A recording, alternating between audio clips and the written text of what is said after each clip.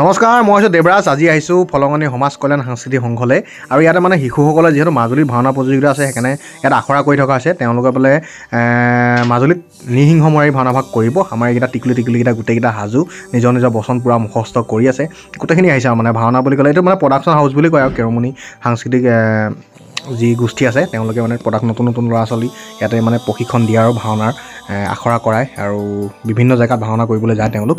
কেইদিনমান আগত ইয়াত ৰাসলীলাও কৰিছে। এইফালে বাবলু দাহঁতি আছে। বাবলু দাহঁতি ধুনীয়াকৈ আমাৰ যিকেইটা কণমানিকেইটাক ধুনীয়াকৈ শিকাই আছে কেনেকৈ ক'ত কি অভিনয় কৰিব লাগিব, ক'ত ৰ'ব লাগিব, কেনেকৈ ভাওনাৰ বচন সংলাপখিনি কেনেকৈ ক'ব লাগিব, সকলোখিনি সাজু কৰিছে। বাকী এইফালে আমাৰ খুলীয়া মানে যিটো গায়ন বান গোটেইখিনি শিশুৱে যাব, দুহাৰ গায়ন বান সকলো। বাকী সিহঁতি খোল মানে গায়ন বান ঠিক কৰি আছে। বাকী এইফালে নাৰদৰ কণ্ঠটো অকণমান শুনকচোন, কি আল্টিমেট কণ্ঠ মানে এয়া অকণমানি পোৱালিটো।